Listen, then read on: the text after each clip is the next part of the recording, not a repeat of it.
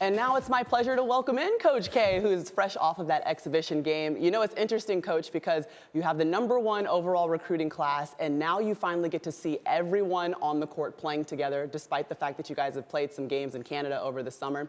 What's it just like to see the entire body of work that your team has put in the preseason playing out in front of your eyes?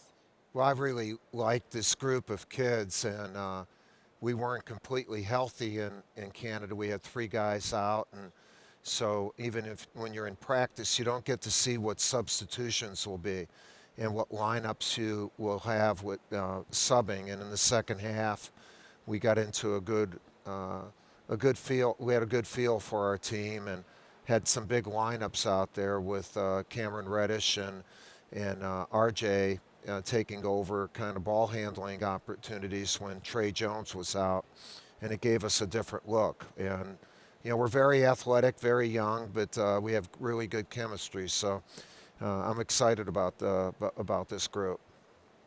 RJ and Zion, they combined for 52 of your over 100 points in your exhibition game.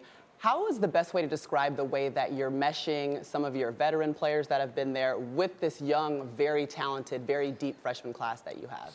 Well, it's a good question, and that's something we have to do now every year. And I'd call it, if you have secure groups, like, you know, our freshmen are the most talented players on the team, but they're secure. You know, they're all about winning, and they're good with the upperclassmen. The upperclassmen, I think, you know, especially after going to Canada for the 3 games, they become secure in who they are, and all of a sudden you have a group that you know, you don't know class.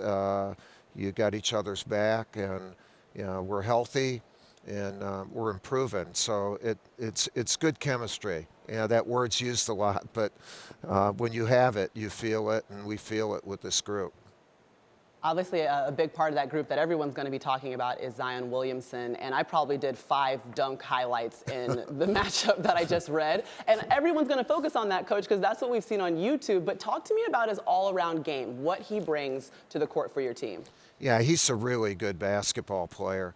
He really has guard tendencies. He can dribble low, and he has great body control. And, you know, when you're 270 pounds and have a 45-inch vertical jump, and you're about 6'7", you know, you don't expect people like that to be able to move with such great body control. He really drives well, and very efficient scorer, and one of our better passers. And that's the cool thing about our freshman class. All of them like to pass the ball, and we had some great connecting plays last night, and hopefully that's a sign of things to come.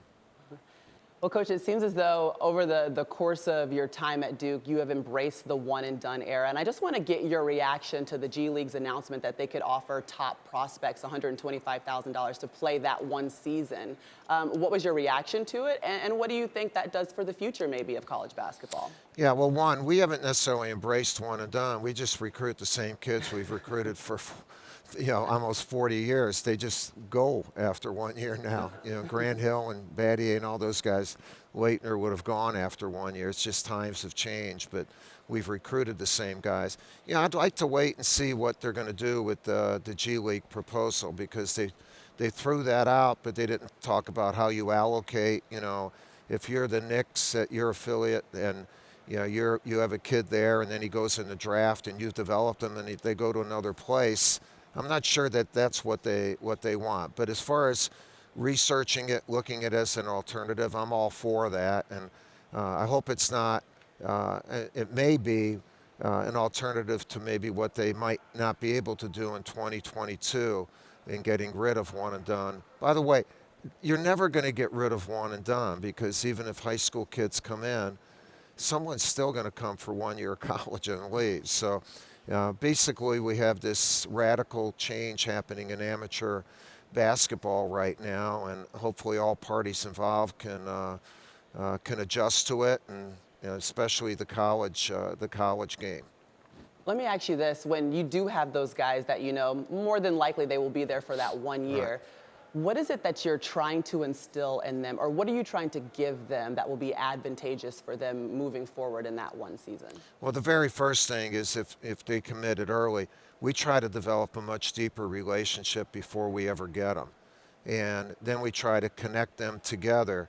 Like this last year's group, they were on a group chat, 4 of them together for most of the second semester of their senior year, and to try to get them to use, what kids do now with all the technology, and get them involved with our upperclassmen too, so that we create an environment where it's not class oriented, but rather a group of guys not knowing class, trying to develop into a team. So just how you adapt to the current culture and the current way of communicating with these kids. I'm 71 years old, and I keep getting older, and the guys I coach, somehow they are the same age all the time. So it's all about a communication process that we try to develop. Oh, 71, Coach. I wouldn't believe it. Not for a second. Well, we got to let you go, but appreciate the time. I will see you at Champions Classic. They will be taking on second-ranked Kentucky Wildcats in the State Farm Champions Classic Thank you on very November much. 6th.